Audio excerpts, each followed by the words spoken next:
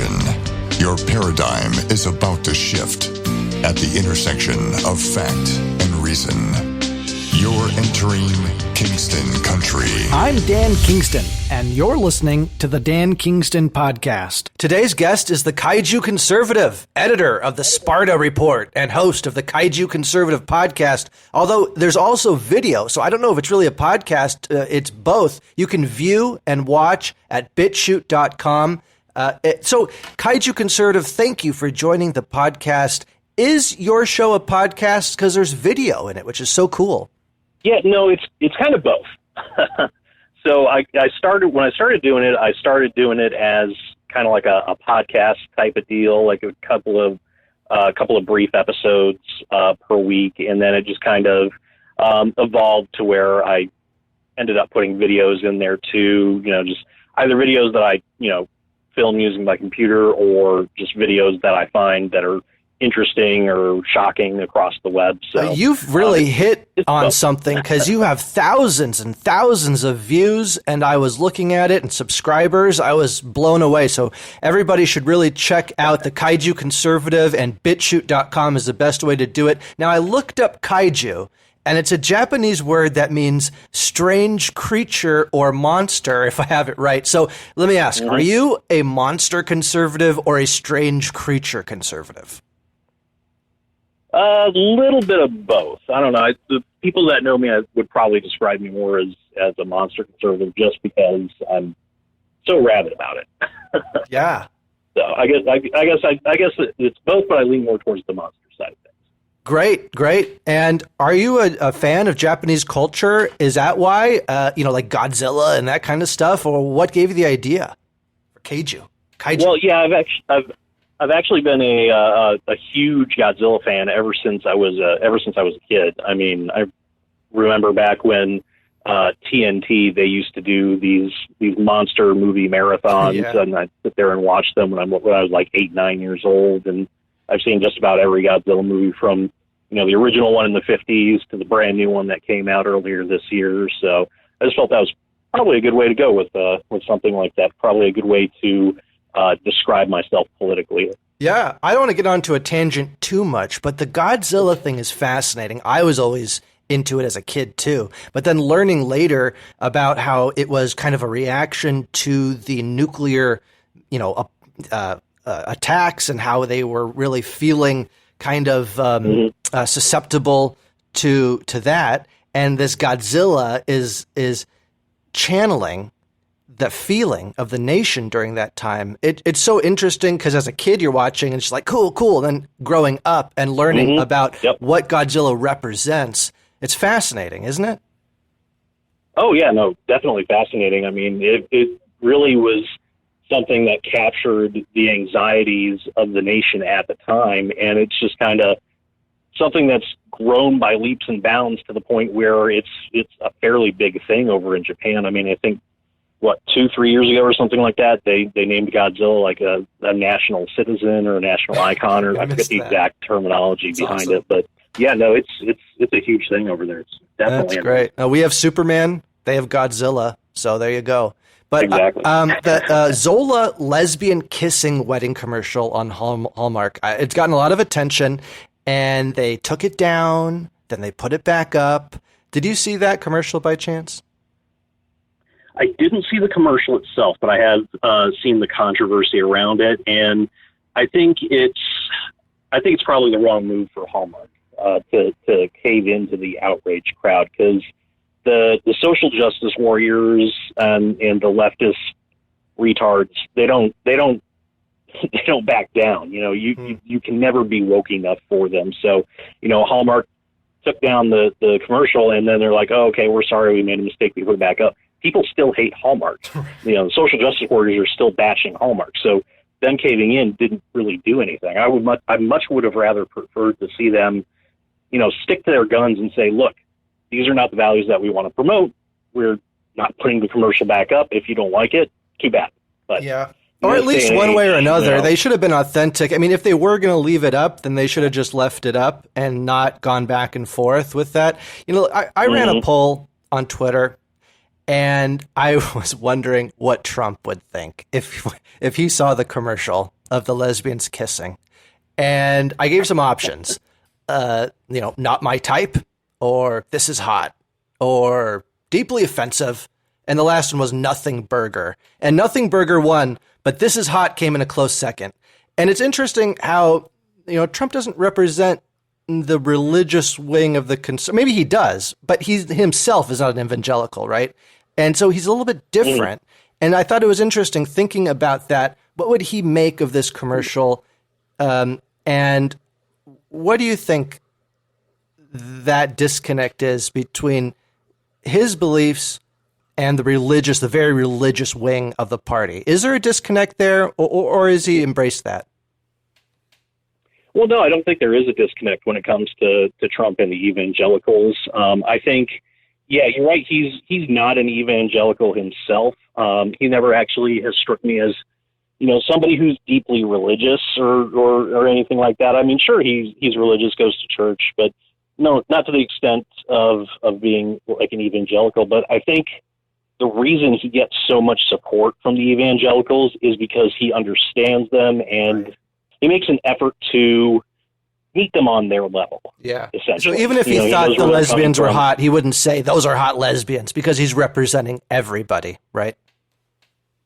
Well, I don't. He might. I could see him saying something like that during a press conference in the Oval Office, just to tweak some people. So, I'm not going to say he would never say something like that, but I think he would. I think he would understand the controversy behind it. I think he would probably agree with a lot of conservatives out there that Hallmark was right to take it down because at the end of the day, it's their company. They can promote what they want. Right. And I think he would probably be maybe not deeply saddened, but disappointed probably that they caved in and they went back. I could imagine him tweeting something like that and ending it with sad or something like that. All it looks like is Hallmark is just listening to whoever shouts loudest at the end of the day, and they look fake and they look phony. And I think they made a huge mistake. I think we agree on that. Yeah, completely agreed. You talked about the NY Times opinion piece that for a while today had an image from the 1800s of a man getting shot, and it was talking about Trump. The piece was. And it was, you brought up such a good point on your show. I don't want to give it away, what you talked about. I want people to listen to you. But I guess, is a segment of the left, do you think that they would pour into the streets and celebrate if Trump got assassinated? It's a horrible question, but I've thought about that. Absolutely. 100%. Yeah, no, I mean, it is a horrible thing to think about, and it's a sad commentary on where we are as a society when, you even have to ask that sort of question. But absolutely, I think there would be maybe not a large segment of the population, maybe not even a large segment of the left. There's definitely that hardcore radical, the ones that wear the pussy hats all the time, that are marching in the streets. The loudest ones, the ones that are like vandalizing the Trump star on the Walk of Fame. Those people would be out celebrating, partying, getting drunk, and if something ever happened to President Trump, and it's really a sad thing. It's sickening. What about Barack Obama? Would people have celebrated if Barack Obama had died? Do you think would that? I don't think so. But would there have been a small segment of the right that had celebrated? I mean, you're always gonna have assholes on your side. There's always going to be the people that deeply hate somebody just because they don't agree with them politically. But I don't think there would be large scale celebrations or anything. I couldn't see that happening. I could see some people on Twitter saying stuff like, good riddance or, stuff like that. Maybe have a couple of the, really fringe. Right. It'd have to be the very fringe out there posting on YouTube. Yeah. But on the left, it's not even so fringe. I mean, a good chunk of them probably would. I mean, I don't know. I would hope not. But if I had to guess, I would say more of them would be celebrating. And I'm a big believer in the presidency and the office of the presidency. And I've found myself more sympathetic, maybe empathetic, to all of the presidents I mean, all of them. And it gets me in trouble because I really don't like bad-mouthing our presidents. They're a reflection of the will of the people. And it's a huge reason why the impeachment, I think, is just so horrible, because let the people decide. That's what our country's about, right? Exactly. I mean, look, I was no Barack Obama fan at all. I mean, I did not like him. I think he was probably the worst thing to happen to this country in a very long time. But at the end of the day, you know, he's the president of the United States. If you don't respect the man, at the very least, you respect the office. Exactly. And you didn't, you know, the stuff that's going on, the hate that the left is throwing towards President Trump, you didn't see that from the right a lot when Barack Obama was in charge, or even going back to, you know, when Bill Clinton was in charge. You know, the right did not lob the amount of vitriol that the left is lobbing at President Trump. Not even close. It's terrifying, really, in a way, because you have to wonder, you know, what's going to happen if Trump wins, when Trump wins in 2020. You know, how are these people going to react to it? And I don't think they're going to react very well at all. No, you saw how they reacted the first time, and their heads are going to explode practically. I don't know what would happen. It's a good point. Giuliani is getting a lot of talk right now, and have you been following the Giuliani story, what he's been talking about? I have a little bit, and it strikes me as more of this TikTok stuff that some of the big pundits have been promoting, you know, with the Horowitz report. And then we get the Horowitz report, and it's kind of, it's devastating and it's really dramatic, but it's nowhere near living up to the hype that some of the bigger people put on it. So I think Giuliani he's definitely trying to represent President Trump as best he can. I think he's probably also showboating and doing a bit of self-promotion as well. But I'm going to wait and see what he comes up with, because regardless of what he finds, it's going to be stuff that the left and the Democrats in particular will not want out there. And having him, you know, lay it all out there in like a Senate Judiciary hearing or something like that, I think is going to be really entertaining. So you are hopeful that he's going to be a positive at the end of the day. It seems like most people are hopeful and optimistic about Giuliani's case. Yeah, I think at the end of the day, it's going to be at the very worst. I think it's going to be neutral. Worst case scenario is he doesn't have an effect and he doesn't move the needle at all.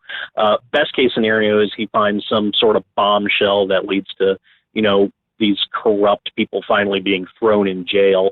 I don't think that's going to happen because, you know, these people, they cover their tracks very, very well. Exactly. But I mean, it's definitely going to be interesting to watch. Yeah, it's hard. Everybody's, you know, saying everybody's going to go to jail, and no one ends up going to jail because they're all connected. They're all powerful on both the right and the left. Nobody's going to jail because they cover their own. Like you say it the best. They cover their own tracks. And what's it that saying? It's better to be rich and guilty than poor and innocent in terms of going to prison. Yeah. And the only thing that I will say slightly counter to that, though, is, you know, people keep wondering when, you know, people like Hillary Clinton and you know, all of them are going to go to jail. I just remind everybody that, you know, think back to Al Capone. It took him 10 years to get Al Capone on tax fraud, right, and send him to jail that way. So you never know. I'm kind of one of these, you know, kind of sit back, wait and see. I'm not a TikToker by any stretch of the imagination, but definitely one of those sit back and wait and see before I fly off the handle. I do think if Hillary goes to jail, it'll be something different or unrelated, like you say, taxes or something like that. She wasn't expecting them to look at that part of it, and all of a sudden they get her, or maybe Epstein. Who knows? Okay, so McConnell rejects calling the 4 Trump aides that have been requested by Democrats, and I've been talking a lot about Bolton, how I think Bolton is going to betray the president because I think he's all in it for himself. He's a neocon. I can't stand the guy. I think he was brought in to pacify the military-industrial complex and deep state so that Trump could make them think he was listening to them. And then when he got fired, I think he got angry. I don't know. Do you see any any truth to that narrative? You know, with John Bolton, I think if he was going to really go against the president and really, do some bombshell move, I think he probably would have done it by now. The fact that he wasn't playing, he was playing hardball with the Democrats, and he was when they were doing their House impeachment investigation, and basically making them get court orders and that sort of thing before coming to testify. I think that kind of signifies not loyalty to Trump or by any stretch of the imagination, but I think it signifies that he doesn't want to get sucked in to it. Now, I could be wrong. He might be coming out with a tell-all book about how horrible President Trump is, and maybe that'll be the left's next Mueller report. But I don't think we're going to hear a whole lot from Bolton. I hope so. I hope he stays quiet and that guy fades into the distance and we never hear from him again. Just Bolton's horrible. But okay, so now where can people follow you? Like all the channels. I know BitChute is the best one for your video, and but can you talk about your different channels? Yeah, so I'm on a lot of different platforms. The one that I'm on the most is Twitter, and I tweet all my videos out there. I'm tweeting throughout the day mostly, so they can find me. It's at Trigwarn Radio, TrigWarnRadio. And then I'm also on some alternative platforms like Minds and Gab. For Minds, I'm at the Kaiju Conservative. I believe Gab's the same thing, at Kaiju Conservative. But, so I'm curious, just because I know Kaiju Conservative. I have to let you go soon because I know we're running out of time, but just curious, as I run my own podcast, is Gab a way to raise money if people want to donate, if they have the option to? Because I know most of your content's free, right? Yeah, all of my content is free. Gab, I'll be honest, I don't do a whole lot with Gab anymore. I've been on it since the beginning. But how do people like us raise money? Because we give away our content for free. I mean, we always have the hope that maybe somebody will donate or help. Is there a platform where people could donate to you if they like their content and they want to contribute? Yeah. No, I'm actually on Subscribestar. So it's just subscribestar.com/the Kaiju Conservative. That's the best avenue for it. And then I also have a PayPal link up as well. I've got all of these links on all of my videos. Well, I hope if you're listening out there, you have to support, citizen journalism so we can take on the mainstream media, or else you're just going to hear constant mainstream media lies. Well, thank you so much, Kaiju Conservative, for joining the Dan Kingston podcast today. Yeah, no, thanks a lot. It was great fun. Kingston Country. You've been listening to the Dan Kingston podcast.